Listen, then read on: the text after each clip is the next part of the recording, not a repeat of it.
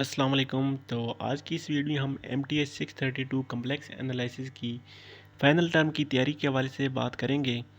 तो इस वीडियो में मैं आपको इम्पॉर्टेंट टॉपिक बताऊंगा जो कि आपने प्रिपेयर करने हैं। इसके अलावा मैं दो वीडियो और बनाऊंगा, जिसमें एक वीडियो में आपको सब्जेक्टिव पेपर की तैयारी और एक वीडियो में आपको ऑब्जेक्टिव पेपर की तैयारी के हवाले से क्वेश्चन सॉल्व करके डिटेल से वो वीडियो बनाऊँगा। तो उससे पहले अगर आप ये वीडियो देख लें तो आपके जो हैंड आउट्स हैं ना, वो कवर हो जाने, ठीक है। तो इस वीडियो में आपको मैं इंपॉर्टेंट पॉइंट बताऊंगा, इंपॉर्टेंट क्वेश्चन बताऊंगा, और मैं आपको सजेस्ट करूंगा कि इस वीडियो के साथ साथ आप अपनी कॉपी पेंसिल साथ रखें। जो चीज़ मैं आपको बताऊंगा ना, तो उसको अगर आप एक दफ़ा टाइप कर लेते हैं, एक तो आपके पास इंपॉर्टेंट चीज़ें सारी लिखी जानी हैं, तो सेकेंडली आपको वो ज़्यादातर याद हो जानी है, ठीक है। लिखने से ज़्यादा चीज़ें याद हो जाती हैं, तो वो आपको याद हो जानी है, ठीक है। तो काइंडली चैनल को सब्सक्राइब करें ताकि बाकी दोनों वीडियो भी आपको टाइम से मिल सकें। तो चलिए स्टार्ट करते हैं। इस वीडियो में हम टॉपिक नंबर 59 जो कि लेक्चर नंबर 23 से स्टार्ट है, उससे स्टार्ट करेंगे।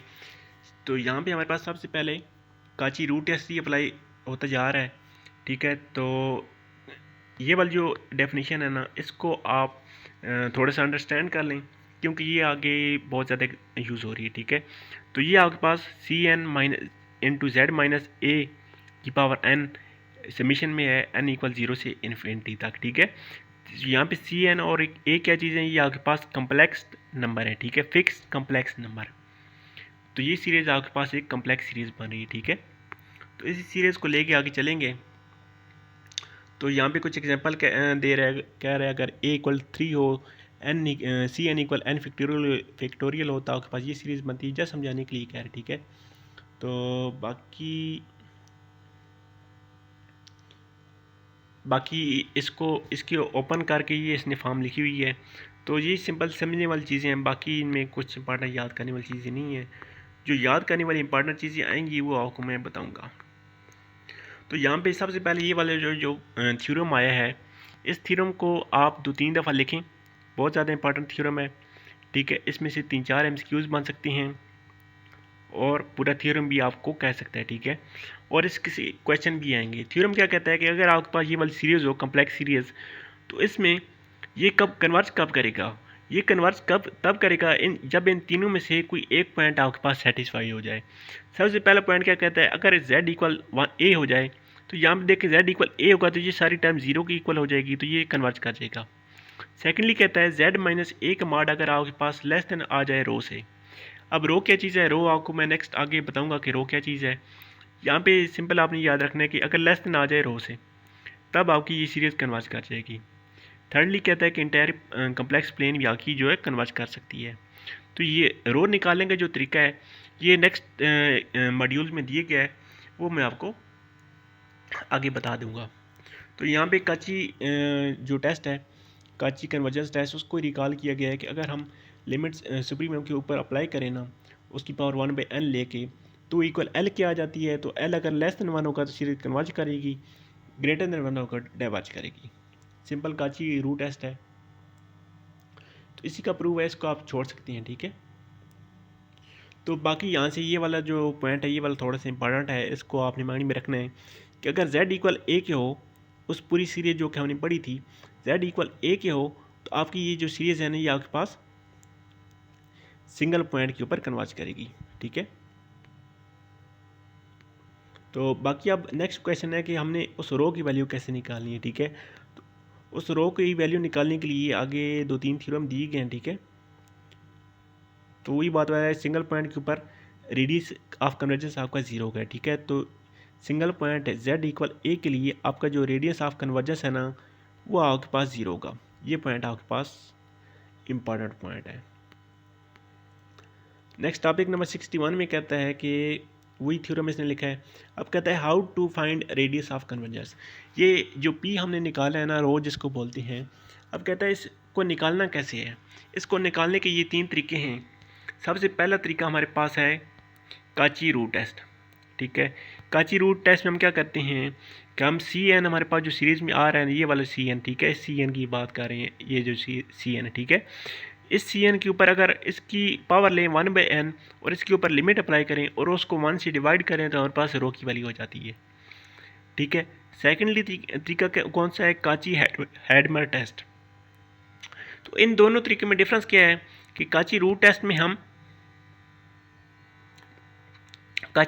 में हम सिंपल क्या करें, उसकी लिमिट के ऊपर लिमिट अप्लाई करें। काची हैडमर टेस्ट में उसके सुप्रीमम के ऊपर लिमिट अप्लाई करें। ठीक है, तो थोड़ा सा जस्ट डिफरेंस है, सॉरी सुप्रीमम के ऊपर लिमिट अप्लाई करें। थर्ड तरीका कौन सा है, थर्ड तरीका पास रेशियो टेस्ट है।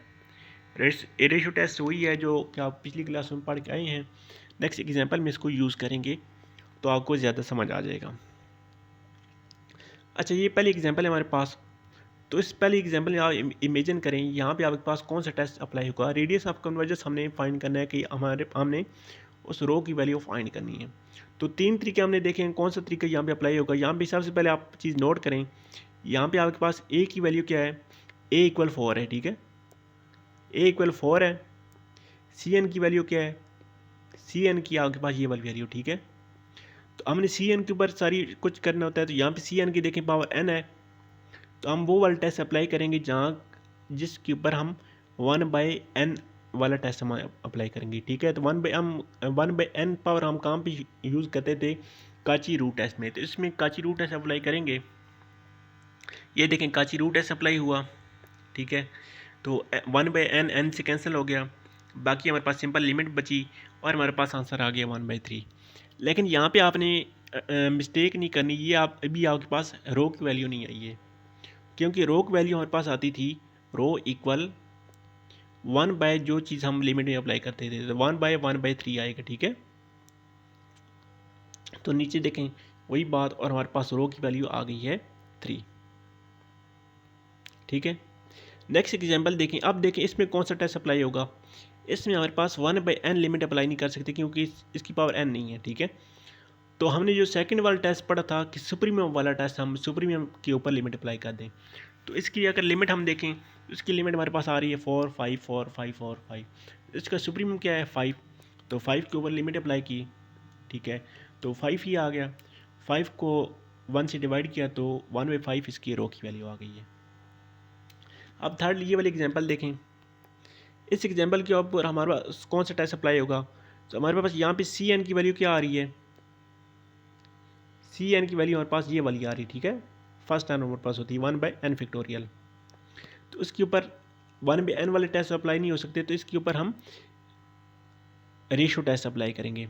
रेशो टेस्ट अप्लाई किया तो यहाँ पे देखिए आपके पास इसकी वैल्यू इक्वल 0 के आ गई है। तो 0, अब यहाँ पे देखिए रो आपके पास 0, रो इक्वल 0 नहीं आया। रो को हम 1 को 0 से डिवाइड करेंगे तब आपके पास रो की वैल्यू आनी है। तो 1/0 करेंगे तो यहाँ पे आपके पास इन्फिनिटी आ जाता है, तो रेडियस ऑफ कन्वर्जेंस आपके पास इन्फिनिटी आ गया। ठीक है, तो इन एग्जांपल को मैं आपको डिटेल से करवाऊँगा। जो वीडियो मैं आपके लिए सब्जेक्टिव के लिए बनाऊँगा उसमें इन तमाम एग्जांपल को मैं आपको डिटेल से सॉल्व कराऊँगा। अच्छा, तो नेक्स्ट चलते हैं। नेक्स्ट आपके पास पावर सीरीज़ पार्ट 3 आ रहा है, तो इसमें सेम वही सीरीज़ आ रही है। तो यहाँ पे सेम वो इसने वही वाला थ्योरम लिखा है जो कि हम ऊपर करके आ चुके हैं। नेक्स्ट ये वाला थ्योरम थोड़ा सा इंपॉर्टेंट है, इसको एक नज़र आपने देख लेना है। ठीक है, बाकी इसको प्रूव करने की ज़रूरत नहीं है, काफ़ी लेंथी प्रूव है। तो यहाँ पे सेम रेशो टेस्ट को इसने रिपीट किया है। और यहाँ पे देखिए एक और डेफिनेशन आ रही है, तो इस डेफिनेशन को आपने मायने में रखना है कि यहाँ पे आपके पास डेफिनेशन क्या आती है। डेफिनेशन की लिमिट आपके पास कब इक्वल होती है, जब F of G minus L less than epsilon हो, whenever Z minus Z not less than delta हो। तो ये चीज़ आपने मायने में रखनी है। बाकी इसके प्रूफ को आप छोड़ सकते हैं, काफ़ी लेंथी प्रूफ है, तो इसको आप स्किप कर दें। अभी वही इसका प्रूफ चल रहा है। ठीक है, तो बाकी यहाँ पे एक और चीज़ आई है नई। अच्छा नहीं, अभी प्रूफ टू बी कंटिन्यूड ही चल रहा है। यहाँ पे नेक्स्ट टॉपिक नंबर 63 में अभी तक हाँ ये वाला थ्योरम है। इस थ्योरम में आपने ये वाली स्टेटमेंट सारी याद रखनी है। ठीक है, ये वाली आपके पास 1/1 माइनस जी हो जाती है। तो अगर जी आपके पास, ये सारा काम कब होता है, जब आपके पास जी का मॉड लेस दैन 1 हो और ग्रेटर देन 1 हो तो ये सीरीज़ ये आपके पास डाइवर्ज कर जाती है। इतना आपने याद रखना है, बाकी इसको प्रूव नहीं करना। बाकी यहाँ पे देखिए इसका डाइवर्जेंस निकाला जा रहा है, ठीक है, सॉरी इसका डेरिवेटिव निकाला जा रहा है, ठीक है। ये सीरीज़ है आपके पास, इसका भी हम डेरिवेटिव निकालेंगे। सॉरी ये सीरीज़ कहाँ पे थी, सीरीज़ ऊपर थी, ये देखिए सीरीज़ थी हमारे पास, इसका डेरिवेटिव निकाला है। डेरिवेटिव में किया हुआ पावर n शुरू में आ गया और z की पावर n-1 हो गई, तो यहाँ पे 0 था ना, डेरिवेटिव की वजह से यहाँ पे 1 आ गया है। तो बाकी इस टर्म का हमने निकाल लिया है, ठीक है। ये देखें सेम वही टर्म, यहाँ पे ये 1 वाली टर्म 0 हो गई, z वाली टर्म आपके पास 1 हो गई है, z² वाली 2z हो गई है, z³ वाली 3z² हो गई है, ठीक है। सेम वही डेरिवेटिव है, इसके डेरिवेटिव सिंपली आप निकाल सकते हैं, ये आता है, ठीक है। अब देखिए हमारे पास ये वाली टर्म है ही ना, तो हमने यहाँ पे n=1 बनाना है। तो n=1 बनाने के लिए हम यहाँ पे पुट करेंगे n=n+1। अब देखें ये अगर यहाँ पे पुट करते हैं n=n+1, तो n की जगह जब n+1 पुट करेंगे तो n+1 इक्वल आ जाएगा 1 के। अब इस 1 को दूसरी साइड पे ले जाएं तो यहाँ पे आपके पास आ जाता है n=1 -1 = 0, ठीक है। तो इसलिए यहाँ पे हमने n की जगह n=0 लिख सकते हैं, ठीक है। ये देखें यहाँ पे 0 लिखा गया है। बाकी यहाँ जहाँ पे n था वहाँ पे n+1 कर दिया, यहाँ पे n-1 था ना, तो इसकी वजह से एक ज़्यादा हो गया n हो गया, तो ये इसकी इक्वल आ गया। अब देखें ये सारा इसके इक्वल था, इसका डेरिवेटिव लेने के बाद ये सारा इसकी इक्वल आ गया है, बाकी सेम चीज़ रही है, ठीक है। तो ये इतना आपने याद रखना है। बाकी यहाँ पे एक बेसल फंक्शन हमारे पास होता है, ठीक है। तो बेसल फंक्शन की आपने डेफिनेशन याद रखनी है, ये वाली आपके पास बेसल फंक्शन होता है, ये इसकी डेफिनेशन है। तो बेसल फंक्शन का रेडियस ऑफ कन्वर्जेंस कहाँ पे होता है वो यहाँ पे देखेंगे कि अगर आपको दिखाता है तो। बाकी इसके डेरिवेटिव काफ़ी लॉन्ग क्वेश्चन है, इसको आप छोड़ दें, ठीक है। अच्छा यहाँ पे देखें, ये जो थ्योरम ऊपर हमने पढ़ा था उसी को मज़ीद बता रहा है कि एफ ऑफ जी आपके पास क्या चीज़ होती है। अगर आपके पास एक फंक्शन एफ ऑफ जी, तो एफ के ऑफ जी वो क्या चीज़ होती है, उसका केथ डेरिवेटिव होता है, ठीक है। अगर आपके पास एफ ऑफ जी एक फंक्शन है तो एफ डैश ऑफ जी, जी हम क्या कहते हैं, ये इसका फर्स्ट डेरिवेटिव है। तो एफ के अगर हम जी लिख दें तो ये इसका केथ डेरिवेटिव होता है। अब the f zero of g क्या चीज़ होती है, f zero of g same वही फंक्शन होता है, ठीक है। तो ये 3-4 नोटेशन यहाँ से आपने याद रखनी है। बाकी उसी फंक्शन को इसने रिकॉल किया दोबारा, ठीक है, तो इसको करने की ज़रूरत नहीं है। हाँ, यहाँ से टॉपिक नंबर 65 से इम्पॉर्टेंट चीज़ें स्टार्ट होने लगी हैं, ठीक है। तो इनको आपने ध्यान से देखना है। कास के एक्स प्लस साइंस के एक्स इक्वल 1 होता है, ठीक है। कास का डेरिवेटिव माइनस साइन एक्स होता है। ई की पावर एक्स का डेरिवेटिव ई की पावर एक्स होता है, ठीक है। ई की power x plus 1 plus x2 equal होता है इसके, ठीक है। तो ये सारी चीज़ें हमारे पास वही हैं। अब इनको कम्प्लेक्स फॉर्म में लिखेंगे यहाँ पे, ठीक है। तो ई की पावर एक्स का आपके पास ये वाला फार्मूला होता है, इसको आप लिख लें, बल्कि अपने माइंड में लिख लें, अपने पास लिख लें, ये आपके पास बहुत ही ज़्यादा आगे यूज़ होगा। बहुत क्वेश्चन में ये वाला यूज़ हो रहा है। ई की पावर एक्स इक्वल होता है आपके पास समीशन 0 से इन्फिनिटी 1/n फैक्टोरियल एक्स की पावर n, ठीक है। अब ठीक है, नेक्स्ट देखें, इसको छोड़ दें। ई की पावर एक्स का सिंपल डेरिवेटिव दिखाया गया, ये दोनों आपने याद रखनी है, ठीक है। एमसीक्यूज़ के हवाले से इंपॉर्टेंट है। अब ई की पावर जी हो, जी यानी कि अगर वो कम्प्लेक्स नंबर हो, ठीक है, तो इसका डेरिवेटिव लेंगे तो ई की पावर जी के ही इक्वल आएगा। तो ई की पावर जी1 प्लस जी2 आपके पास इक्वल होगी ई की पावर जी1 प्लस ई की पावर जी2, ठीक है। तो बाकी इस फार्मूले से तो आप पहले ही फेमिलियर हैं। अब इनका प्रूव है, सिंपल सा प्रूव है, ठीक है। तो अगर आप कर सकते हैं तो ठीक है, नहीं तो डिटेल वीडियो में जो बनाऊंगा उसमें ये सारे प्रूव आपको मैं कराऊंगा। बाकी ये थ्योरम वही लिखा हुआ है जो कि हम पहले पढ़ के आ चुके हैं।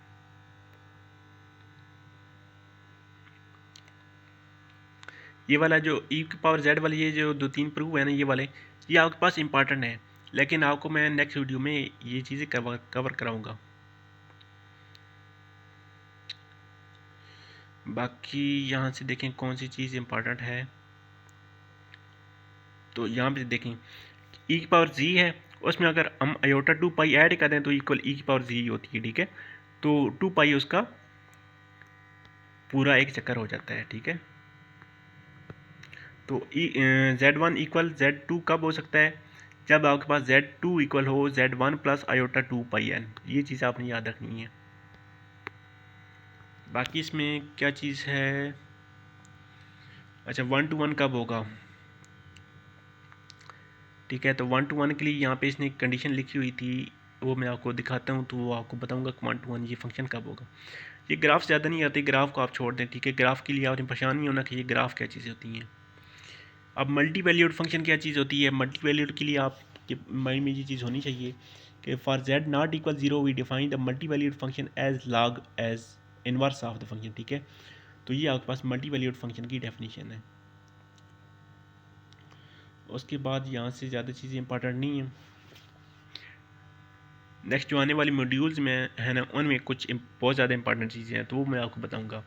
यहाँ ये ज़्यादा ग्राफ्स ही हैं, तो उनको आप इन टॉपिक्स को, ये ग्राफ्स वाले जो टॉपिक्स हैं ना, ये नहीं आते होते, ठीक है। तो इनको आप छोड़ सकती हैं। बाकी यहाँ पे काची रीमान इक्वेशंस हैं, ये मिड में हमने पढ़ी थी, सेम वही रिपीट हो रही हैं, तो ये आपके पास आपको पता होनी चाहिए, ठीक है।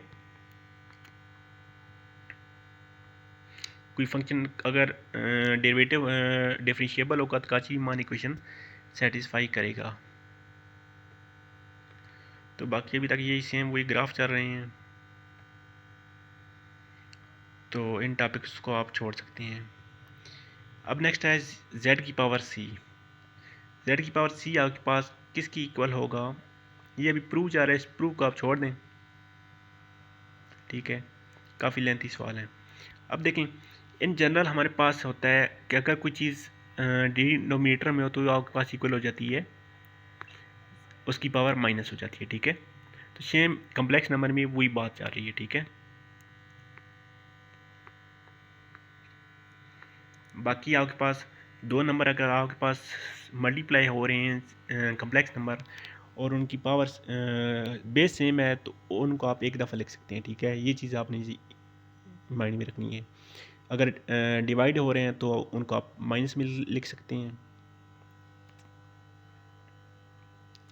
अच्छा यहाँ पे देखें, ये जो थर्ड टर्म आपके पास लिखी हुई ना, जी की पावर सी की पावर एन, ये आपके पास इक्वल होगी एन सी। तो ये कब होगी? ये सिर्फ इसी केस में होगी जब आपके पास n एक इंटीजर हो। अगर आपके पास n जो है वो कम्प्लेक्स नंबर होगा फिर नहीं होगी। ये चीज़ आपने माइंड में रखनी हो, ये चीज़ सेटिस्फाई होने के लिए आपके पास n जो है वो इंटीजर होना चाहिए।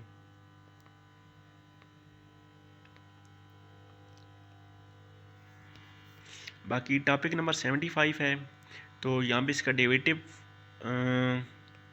शो करेंगे। तो यहाँ पे देखें इसका डेरिवेटिव क्या चीज़ होती है कि अगर z इक्वल जी की पावर c है तो इसका डेरिवेटिव क्या चीज़ होगी? इसका डेरिवेटिव आपके पास होता है c by z exponential of c log of z, ठीक है। तो इसको हम इन जनरल ऐसे भी लिखते हैं।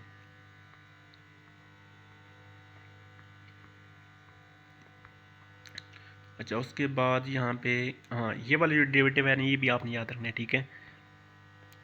ये भी MCQs के हवाले से इंपॉर्टेंट पॉइंट है। बाकी साइन और कास ये फार्मूले आपको हर हाल में आने चाहिए, ठीक है। क्वेश्चन सॉल्व करने के लिए ये फार्मूले बहुत ज़्यादा यूज़ हो रहे हैं, ये दोनों फार्मूले आपको आने चाहिए, ठीक है। ये साइन एक्स का फार्मूला है और कास एक्स का दोनों फार्मूले हैं, ठीक है। ये दोनों फार्मूले हो गए। उसके बाद ये सिंपल चीज़ें हैं, ठीक है। हाँ यहाँ पे मेन चीज़ कि कास की power minus Z N equal cos की सी कास होता है, ठीक है। और यहाँ पे अगर होता साइन माइनस सी तो वो आपके पास इक्वल होता है माइनस साइन सी, ठीक है। तो ये दोनों चीज़ें आपने माइंड में रखनी है। कास के जी प्लस साइन के जी इक्वल 1 के होता है, ट्रिग्नोमेट्री फार्मूला। बाकी ये वाले काफ़ी लेंथी क्वेश्चन है, इनको छोड़ दें आप।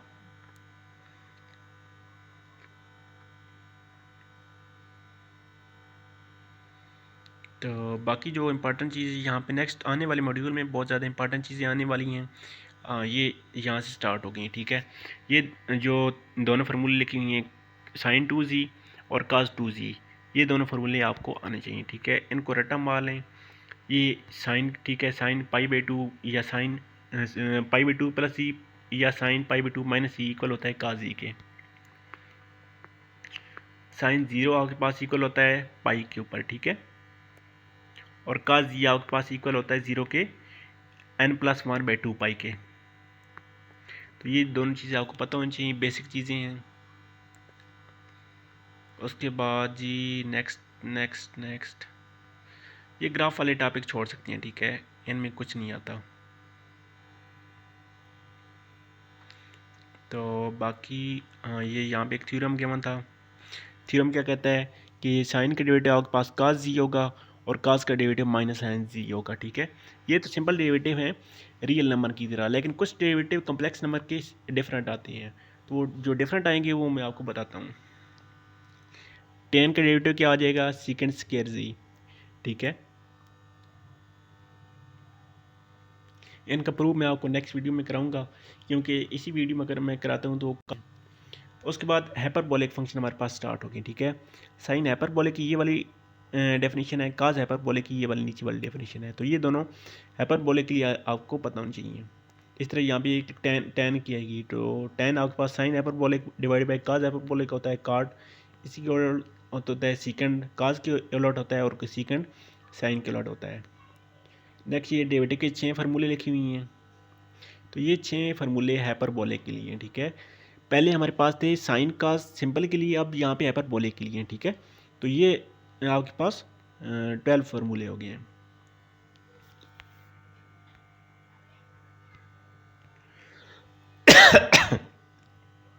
अच्छा, बाकी यहाँ पे ये जो 4 फार्मूले लिखे हुए हैं, ठीक है। काज आयोटा जी, काज हाइपरबोलिक का आयोटा जी आपके पास इक्वल होता है काज जी के। साइन हाइपरबोलिक आयोटा जी आपके पास होता है आयोटा साइन जी के। और साइन आयोटा जी आपके पास होता है आयोटा साइन हाइपरबोलिक जी के। काज आयोटा जी आपके पास इक्वल होता है काज हाइपरबोलिक जी के। तो ये 4 फार्मूले भी आपके माइंड में होने चाहिए। और उसके बाद टॉपिक नंबर 82 स्टार्ट हो गया है। तो यहाँ से इन्वर्स काम शुरू है, ठीक है। साइन इन्वर्स जी आपके पास इक्वल होता है इसके, ठीक है। साइन इन्वर्स जी आपके पास इक्वल होता है minus iota log of iota g plus 1 minus g square under root में, ठीक है। ये पावर 1/2 लिखी हुई है। नेक्स्ट आपके पास काज इन्वर्स का फार्मूला आएगा। तो काज इन्वर्स के लिए आपके पास ये वाला फार्मूला आ गया, ठीक है। तो ये दोनों फार्मूले आपने याद कर लेने हैं। नेक्स्ट आपके पास टेन वाला फार्मूला आएगा। तो ये देखें, टेन का फार्मूला आपके पास आ गया। तो ये आपके पास इन्वर्स फार्मूले अब आ रहे हैं, ठीक है। पहले हमने सिंपल पढ़े थे, उसके बाद हाइपरबोलिक, अब इन्वर्स हैं। तो इनको मिक्स आपने नहीं करना। नेक्स्ट आपके पास क्या चीज़ है, डेरिवेटिव है, ठीक है। इन्वर्स का डेरिवेटिव, साइन इन्वर्स जी का डेरिवेटिव आपके पास ये आ गया, ठीक है। उसके बाद देखते हैं कि काज का डेरिवेटिव क्या आता है। काज इन्वर्स जी का डेरिवेटिव आपके पास ये आ गया और टाइन इन्वर्स जी का डेरिवेटिव आपके पास ये आ गया। बाकी यहाँ पे साइन हाइपरबोलिक आपके पास ये आ गया, ये आपको पहले बता चुका हूँ। अब इसका डेरिवेटिव क्या आएगा वो नेक्स्ट आगे देखते हैं।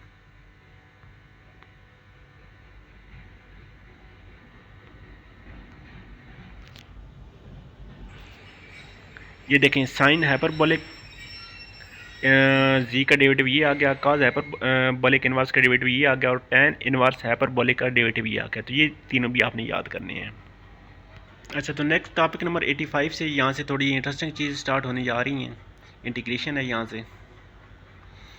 तो पहले तो यहाँ पे कंटूर है, कंटूर के आगे डेफिनेशन आएगी वो मैं आपको बताऊँगा। तो इंटीग्रेशन के लिए यहाँ से आपने क्या करना है, हाँ, यहाँ पे देखें कंटूर क्या चीज़ होती है। कंटूर की यहाँ पे प्रॉपर डेफिनेशन है।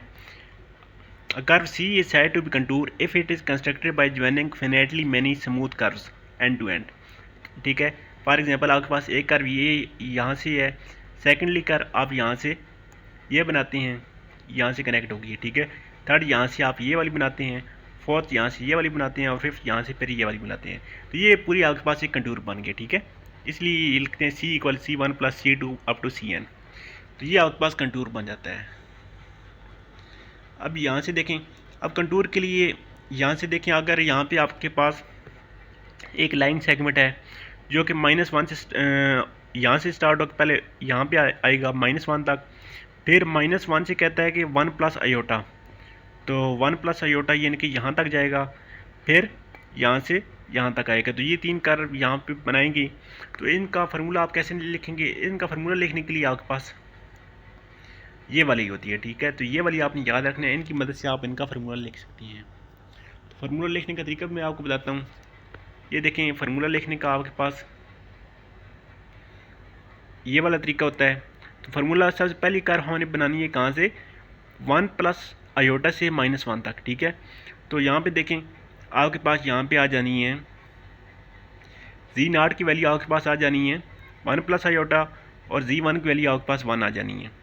तो Z0 आप लिखेंगे -1 + आयोटा प्लस T × Z1 की वैल्यू आपके पास -1 है, माइनस Z0 की वैल्यू आपके पास क्या चीज़ है? -1 + आयोटा। तो ये आपके पास माइनस की वजह से प्लस हो जाएगी, +1 - आयोटा, तो 1 1 से कैंसिल हो जाएगा। तो बाकी ये सारी शार्ट करके आपके पास ये चीज़ बन जानी है, ठीक है। तो इसी तरह से C2 की और C3 की वैल्यू बनी है, ठीक है। तो ये जस्ट आपको ये वाली वैल्यू बनानी आनी चाहिए। बाकी इसके क्वेश्चन आपको मैं नेक्स्ट वीडियो में सॉल्व कराऊंगा।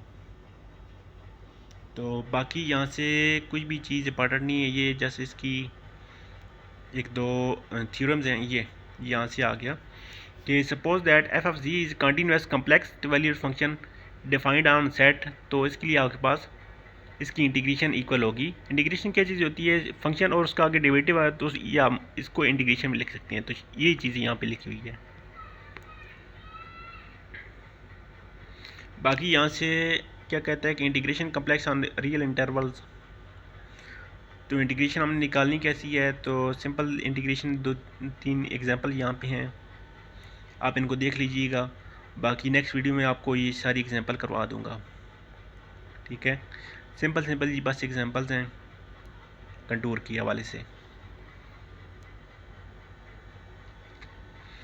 ये वाली इतनी ज़्यादा इंपॉर्टेंट नहीं है, जो शुरू वाली एग्जांपल थी ना वो आपके पास ज़्यादा इंपॉर्टेंट थी। तो यहाँ पे नेक्स्ट कहता है कि अगर आपके पास दो कर्व हैं, ठीक है, यहाँ पे दो कर्व इसने दी हैं, तो देखते हैं, कहता है कि इनकी आपके पास इक्वेशन तो सेम आनी है, लेकिन हमें कैसे पता चलेगा कि कौन सी कर्व आपके पास पाथ के ऊपर डिपेंडेंट है और कौन सी कर्व आपके पास पाथ के ऊपर इंडिपेंडेंट है? तो उसके लिए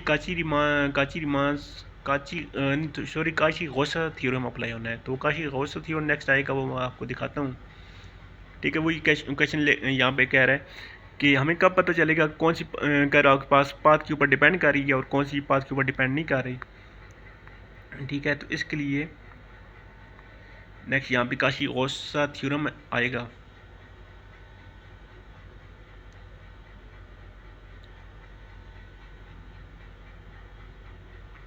हाँ, ये वाली आपने याद रखनी है कि अगर उसकी हम लिमिट जो है ना, ठीक है, ये गलत, ठीक है, लिमिट अगर माइनस में लें तो उसका साइन माइनस का बैर आ जाएगा, ठीक है। तो ये चीज़ आपने माइंड में रखनी है।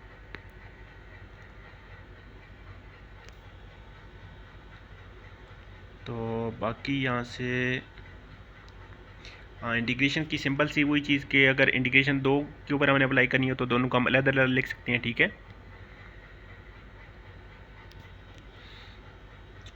तो वही बात आ गई, कंटूर की पूरी इंटीग्रेशन करने की बजाय हम अलग-अलग कर्व की इंटीग्रेशन करते हैं, बाद में उसको ऐड अप कर लेते हैं।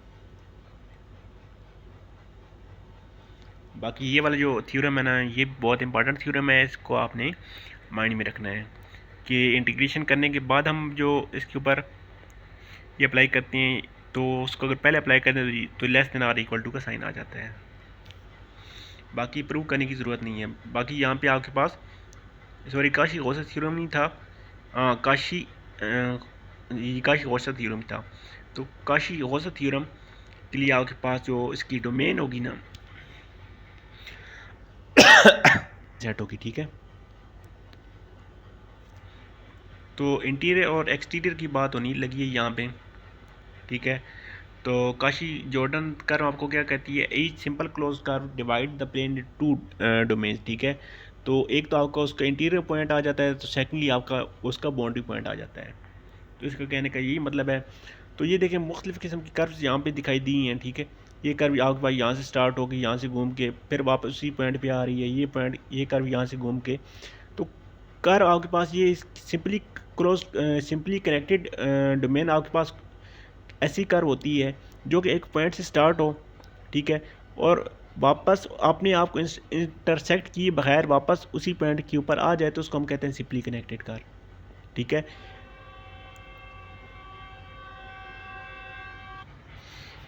नेक्स्ट देखिए आपके पास डबली कनेक्टेड या मल्टी कनेक्टेड क्या चीज़ होती है। यहाँ पे देखिए आपके पास दो कर्व हैं, एक ये कर्व ये बैर वाली आ गई है, ठीक है, वापस उसी पॉइंट पे आ रही, सेकेंडली ये अंदर वाली, ठीक है। तो दो कर्व हैं, दोनों एक दूसरे को इंटरसेक्ट नहीं कर ली, तो ये आपके पास मल्टी कनेक्टेड होती हैं, ये इनको डबली कनेक्टेड भी कहते हैं, ठीक है। ये देखें यहाँ पे ट्रिपली कनेक्टेड है कि तीन कर्व हैं, ठीक है।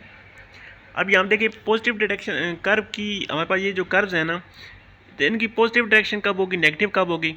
तो आपने सिंपल से याद रखना है कि आपके पास जो क्लॉक होती है ना, क्लॉक आपके पास इस डायरेक्शन में मूव करती है, ठीक है। क्लॉक इस डायरेक्शन में जाती है, तो अगर क्लॉक की डायरेक्शन में आपकी कर्व जा रही है तो ये आपके पास नेगेटिव होगी, ठीक है। तो अगर एंटी क्लॉक जा रही है यानी कि इसके उलट इस डायरेक्शन में जा रही है तो आपके पास पॉजिटिवली होगी, ठीक है। सेम वही बात बता रहा है कि अगर आप कर्व जिस डायरेक्शन में जा रही है ना, तो उस डायरेक्शन में मूव करें, तो आपके पास अगर इंटीरियर आपके पास लेफ्ट हैंड की तरफ आता है, ठीक है। अब यहाँ पे देखें ये वाली कर्व है ना, तो ये बंदा इसी कर्व के ऊपर अगर चलता है तो ये एरिया अगर इसकी लेफ्ट हैंड की तरफ आ रहा है तो ये पॉजिटिवली होगी, तो अगर राइट की तरफ आए, ठीक है, तो नेगेटिवली हो जाएगा। उसके बाद ग्रीन थ्योरम है, इसको एक नज़र आपने देख लेना है, ठीक है। तो बाकी यहाँ से इतनी ज़्यादा इम्पोर्टेंट चीज़ें नहीं हैं।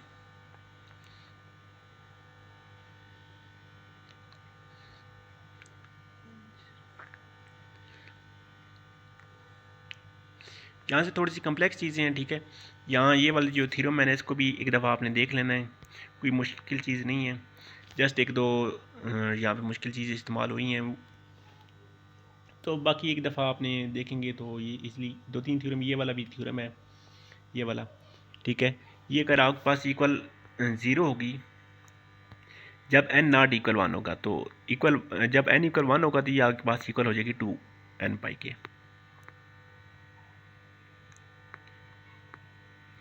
तो बाकी यहाँ पे अब यहाँ पे देखें ये वाली जो कर्व है, ठीक है, तो इस कर्व को क्या कहते हैं, या अगर यहाँ पे आप देखें एक ये बैर वाली कर्व ले लें, ठीक है, यहाँ से यहाँ तक एक अंदर वाली कर्व ले लें, तो दोनों को अगर आप ऐड कर लेना, ये यहाँ भी जो C1 और C2 बन रही है, तो सेम वही यहाँ पे इसने एग्जांपल दी है कि दोनों को अलग अलग करके इनको ऐड कर लें। तो बाकी यहाँ पे जस्ट ये समझाने वाली चीज़ें हैं, ठीक है। उसके बाद मोरेरस थ्योरम क्या है, मोरेरस थ्योरम आपको काशी गौसर जो थ्योरम था ना उसको थोड़ा सिंपल करके, ठीक है। तो काशी गौसर थ्योरम क्या था आपके पास, लेट अगर आपके पास एफ जो एनालिटिकल और simple close connected curve D में और एफ डैश आपके पास कनेक्टेड हो डी में, तो एक सी कर्व आपके पास सिंपली कनेक्टेड हो, तो उसका जो इंटीग्रेशन है ना वो आपके पास जीरो की इक्वल आ जाता है। ये आपके पास काशी गौसर थ्योरम था, ठीक है। तो क्या ये इसका कन्वर्स ट्रू होगा कि अगर आपके पास एक कर्व है जो वो सी हो, वो आपके पास सिंपली कनेक्टेड हो डी में, और ये अगर ज़ीरो के इक्वल होगा, तो क्या एफ जो है वो एनालिटिकल होगा। तो इस चीज़ को इस साइंटिस्ट ने, जिसको हम मोरेरस कहते हैं, इसने प्रूव किया था, ठीक है। तो इसका जो प्रूव है ना वो इसको नहीं मिला, ठीक है, तो इसको आप छोड़ सकती हैं, ठीक है। तो इसको आपने जस्ट एक वन स्टेप में याद रखने कि अगर आपके पास कर्व जो है वो आपके पास एनालिटिकल हो किसी डोमेन डी में, और एफ डैश आपके पास कंटिन्यूस है उसी डोमेन में, और सी आपके पास सिंपली कनेक्टेड कर्व हो, तो उसकी इंटीग्रेशन आपके पास इक्वल 0 की हो जाती है।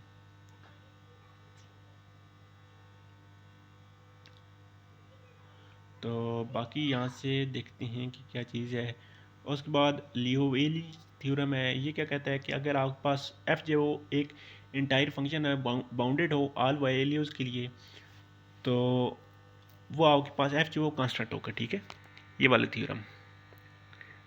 तो इसकी स्टेटमेंट आपने याद कर लेनी है, इसका प्रूफ की ज़रूरत नहीं है, ठीक है। बाकी आर्किमिडीज की कवानीन आ गए, ठीक है, कि अगर आपके पास एक कर्व हो तो उसको आप कैसे लिख सकती हैं इन फॉर्म ऑफ मैथमेटिकली। तो ये देखें यहाँ पे ये वाली जो कर्व है ये आपके पास y इक्वल एक्स स्क्वायर होती है। तो ये चीज़ें बता रहा है कि आप किसी भी कर्व को मैथमेटिक्स की शक्ल में कब लिख सकती हैं, ठीक है। तो यहाँ पे इसने एक डिटेल से यहाँ पे बताया हुआ है, तो वहाँ पे आपको बताऊँगा। यहाँ पे देखें, कहता है कि अगर आपके पास दो कर्व हैं, ठीक है, बल्कि एक कर्व लें, ठीक है, एक कर्व है, तो उस कर्व को आपको डिफाइन करने के लिए आपके पास दो चीज़ें होनी चाहिए। एक तो वो चीज़ जहाँ से वो कर्व स्टार्ट हो रही है, तो सेकेंडली जहाँ पे वो जा रही है, ठीक है।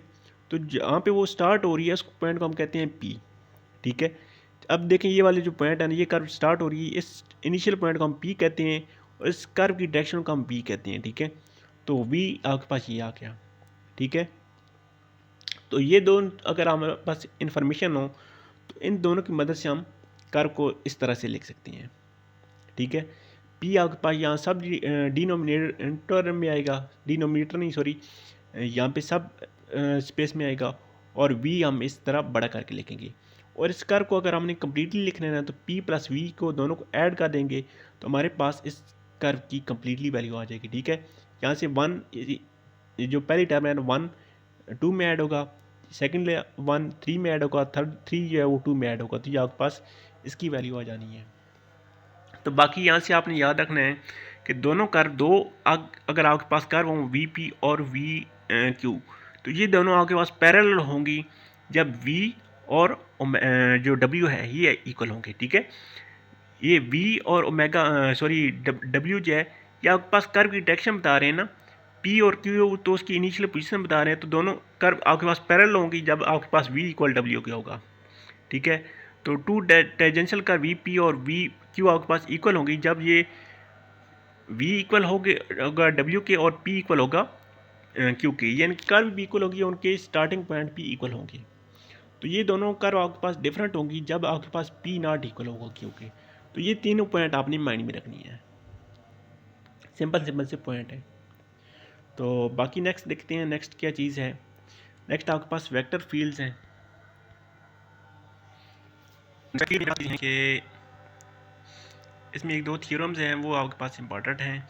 यहाँ सबसे पहले लेमा है, if v is vector field on R cube and there are three uniquely determined real value, ठीक है। तो आपके पास वी इक्वल होगा one u one plus v two plus v three, ठीक है। तो इन तीनों को आप ऐसे लिख सकते हैं। बाकी इसके ये जो क्वेश्चन एग्जांपल है मैं आपको मैं नेक्स्ट वीडियो में कवर कराऊंगा, क्योंकि ये वीडियो काफ़ी लंबी होती जा रही है। तो मेरी कोशिश थी कि आपको आधे घंटे में ये चीज़ें कवर करवा दूं, लेकिन काफ़ी ज़्यादा चीज़ें थी तो इतने में कवर नहीं हुई। बाकी देखिए यहाँ पे कितनी चीज़ें हैं, कोई इंपॉर्टेंट चीज़ यहाँ पे आई चीज़ मैं आपको बताता हूँ। अब देख नेक्स्ट आपके पास है कि आपके पास इसकी स्पीड क्या होगी, जो आपके पास कर्व है ना किसी भी चीज़ की, तो आपके पास उसकी स्पीड क्या होगी। तो स्पीड के लिए आपके पास ये वाला फार्मूला है, ठीक है। ये फार्मूला आपने याद करना है किसी भी कर्व की स्पीड को डिटरमाइन करने के लिए। उसके बाद टॉपिक नंबर 170 में क्या चीज़ है कि यहाँ पे कहता है यूनिट स्पीड आपके पास कब होगी, जब बी डैश इक्वल 1 के हो जाएगा, तो ये आपके पास यूनिट स्पीड हो जाएगी। उसके बाद जी हम आपके पास टॉपिक नंबर 180 में भी कुछ इतनी इंपॉर्टेंट चीज़ नहीं है। तो सेम वही बात कि अगर आपके पास इक्वल 1 हो जाए तो आपके पास यूनिट स्पीड होती है। टॉपिक नंबर 121 में यहाँ पे एक, हाँ ये वाला थ्योरम आपने थोड़ा सा इंपॉर्टेंट है तो इसको आपने लाजमी देख लेना है, ठीक है। तो इसके ये फार्मूला है n इक्वल टी स्लैश के, और टी स्लैश आपके पास इक्वल होता है के एन के। तो इसके डेरिवेटिव का आपके पास ये ए बी डैश वाला ये जो फार्मूला है ये भी आपने देख लेना, ठीक है।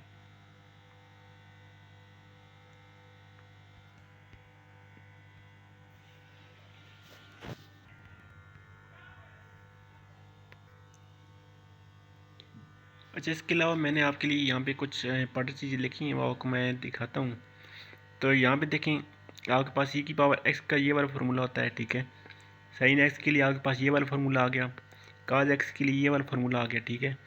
उसके बाद साइन माइनस जी आपके पास इक्वल होता है माइनस साइन जी के, काज माइनस जी इक्वल होता है काज जी के, ठीक है। साइन जी आपके पास इसका ये वाला फार्मूला आ गया, और काज जी का आपके पास ये वाला फार्मूला आ गया, ठीक है। उसके बाद log z1 ना, आप कम्प्लेक्स के लिए आप इसको इक्वल नहीं लिख सकते z1 प्लस z2 की, ठीक है। तो ये चीज़ आपने याद रखनी है। उसके बाद आपके पास log ऑफ z इक्वल होता है ln of z plus iota argument of z, ठीक है। उसके बाद ये चीज़ें मैंने आपको बताई थी, ये आपके पास कब होगी, जब आपके पास n इंटीजर होगा।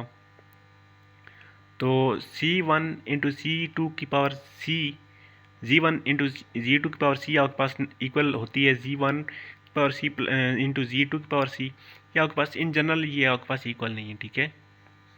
उसके बाद ये चीज़ मैंने आपको दोनों बताई थी, ये भी दोनों फार्मूले आपको मैंने बताए थे। उसके बाद साइन जी आपके पास इक्वल होता है sine X cos hyperbolic Y plus cos X sine hyperbolic Y, ठीक है। इस तरह काज जी का फार्मूला आपके पास है cos X cos hyperbolic Y minus iota sine X sine hyperbolic Y, ठीक है। तो नेक्स्ट आपके पास चीज़ है,